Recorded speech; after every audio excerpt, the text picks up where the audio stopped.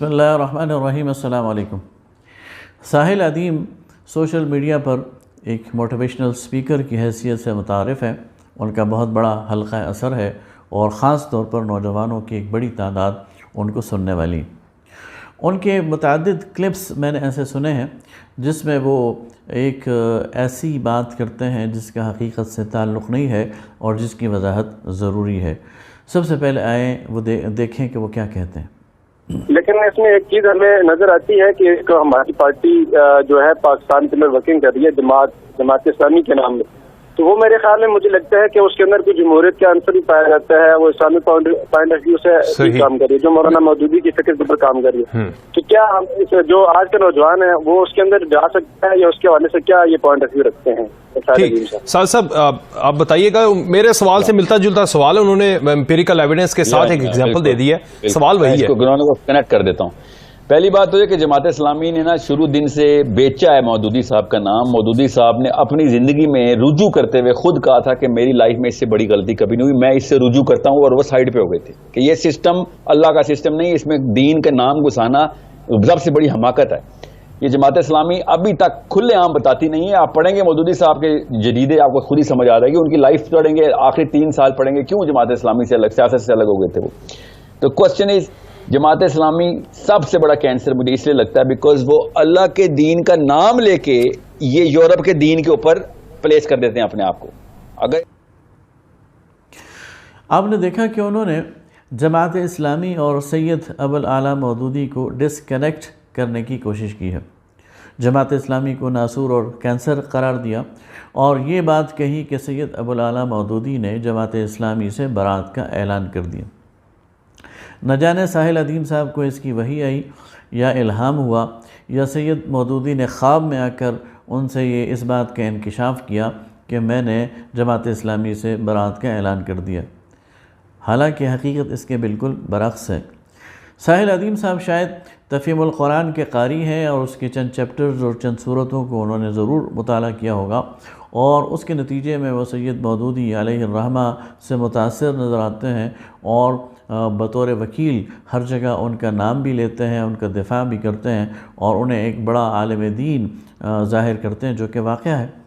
لیکن وہ جماعت اسلامی سے، اس کی تاریخ سے، اس کے لٹریچر سے، اور خاص طور پر جماعت اسلامی کی جو رودادیں ہیں اور جماعت اسلامی کے حوالے سے جو لٹریچر سید ابوالعالی مودودی نے تخلیق کیا ہے، اس سے بے خبر ہیں۔ اسی لیے وہ یہ کہتے ہیں کہ جماعت اسلامی الگ چیز ہے اور سید ابوالعالی مودودی الگ چیز ہیں، حالانکہ یہ دونوں الگ چیزیں نہیں ہیں، ایک ہی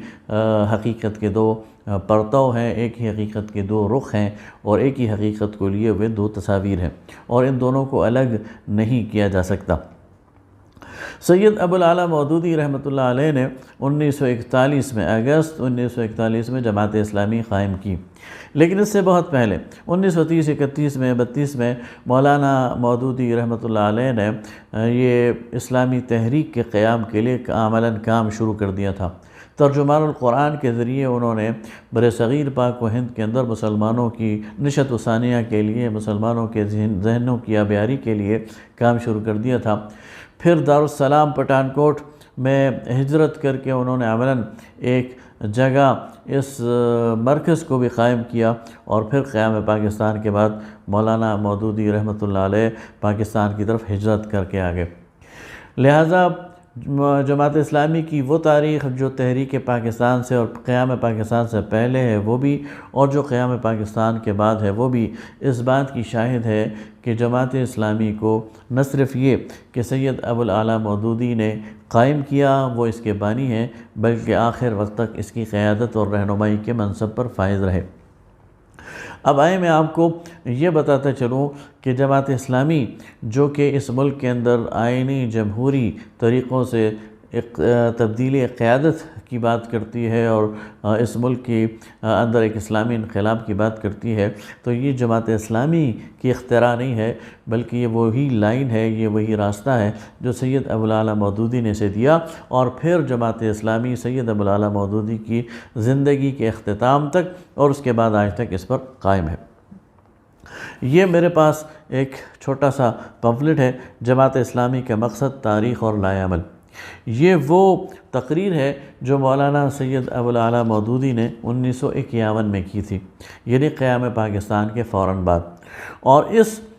کتابچے میں مولانا مودودی بڑے وضاحت کے ساتھ بتاتے ہیں کہ جماعت اسلامی کن خطوط پر کام کرے گی اور انقلاب کن مدارج اور کن مراحل سے ہو کر آئے گا۔ اور اس کے اندر ایک چیز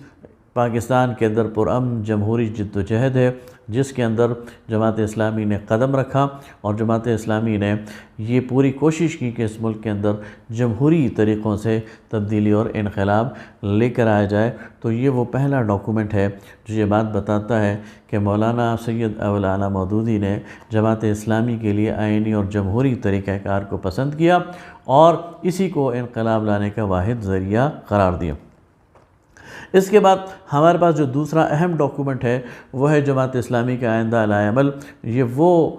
ڈاکومنٹ ہے جو سید ابوالعلا مودودی نے ماچھی گھوٹ میں 1957 میں تقریر کی تھی۔ یہ 6 گھنٹے کا مولانا مودودی کی تقریر ہے جو کتابی صورت میں شائع ہو چکی ہے۔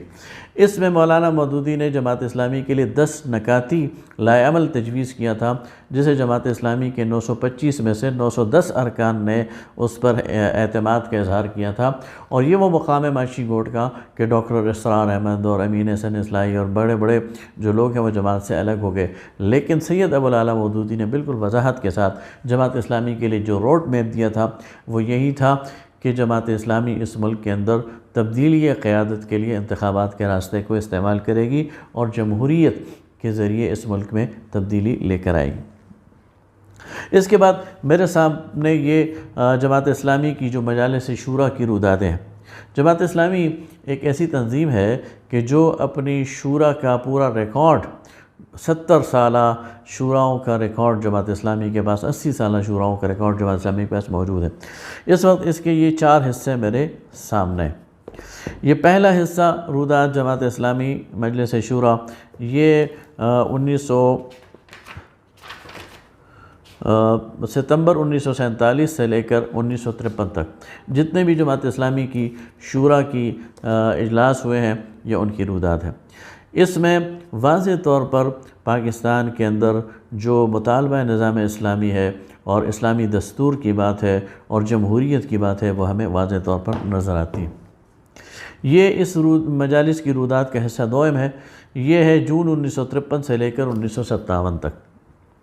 اس میں باقاعدہ بحث کی گئی ہے کہ جماعت اسلامی جب مشرقی پاکستان میں الیکشن آئے تو جماعت اسلامی نے اس میں کیا اسٹریٹجی اختیار کرنی ہے، بلدیاتی انتخابات آئے اس دوران میں تو یہ بتایا گیا کہ جماعت اسلامی نے اس میں کیا اسٹریٹجی اختیار کرنی ہے، اور اس دوران پنجاب میں جو انتخابات آئے تو اس میں یہ بتایا گیا کہ جماعت اسلامی نے اس میں کیا اسٹریٹجی اختیار کرنی ہے، اور اس میں سید ابوالعلا مودودی جماعت اسلامی کے امیر تھے۔ روداد مجلس شورا جماعت اسلامی حصہ 100، یہ اگست 1962 سے لے کر فروری 1972 تک کی۔ اس میں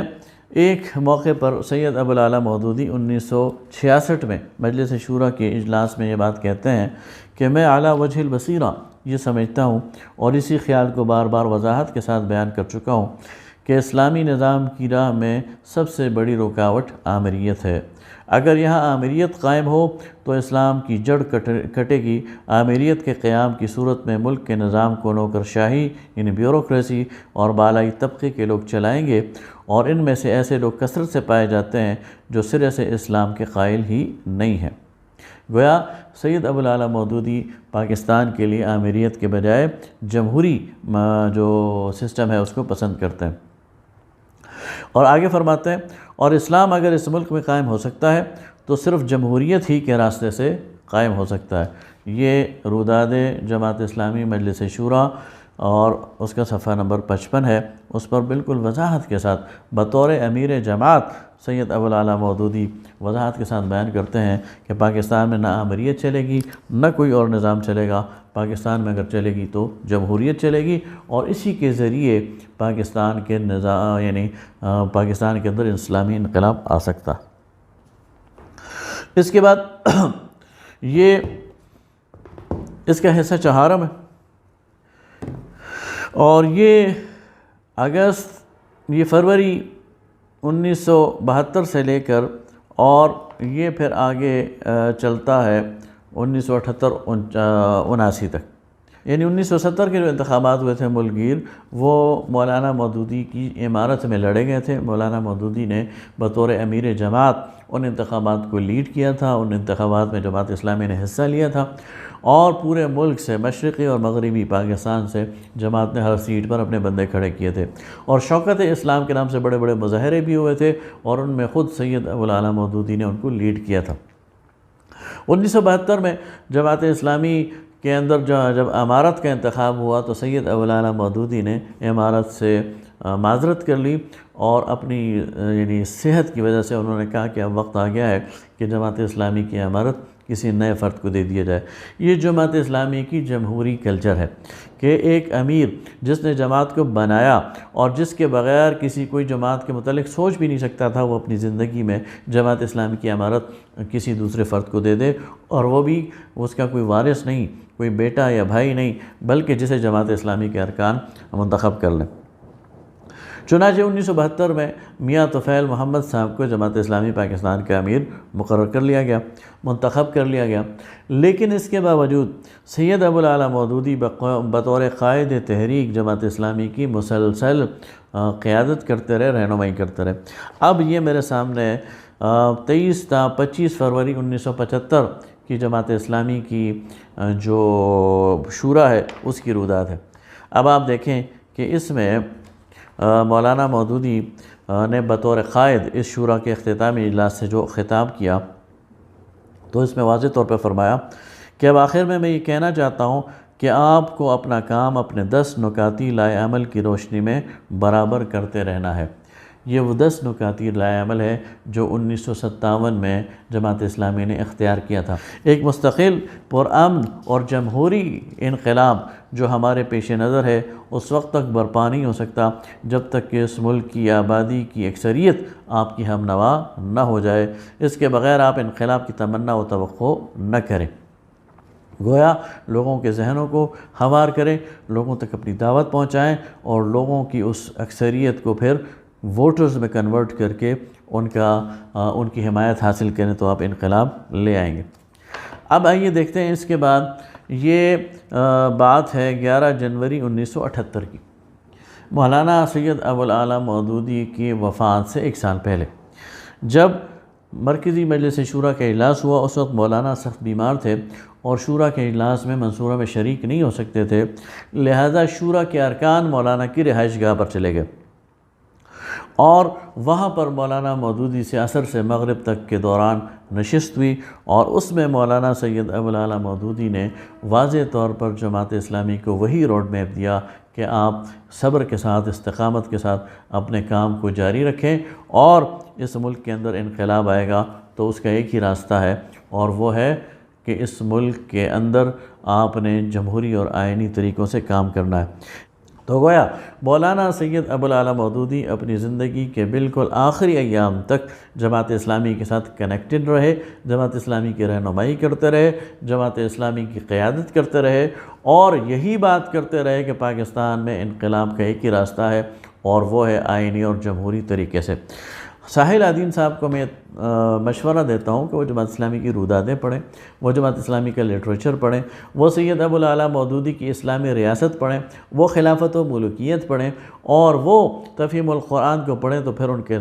سامنے وہ پوری پکچر آئے گی جو سید مودودی نے جو خاکہ بنایا تھا اس ملک میں اسلامی انقلاب کے لیے، اور جو انہوں نے جد و جہد کی تھی۔ سخت زیادتی ہے کہ وہ جماعت اسلامی اور سید ابوالعلا مودودی کو ڈسکنیکٹ کرنے کی کوشش کریں۔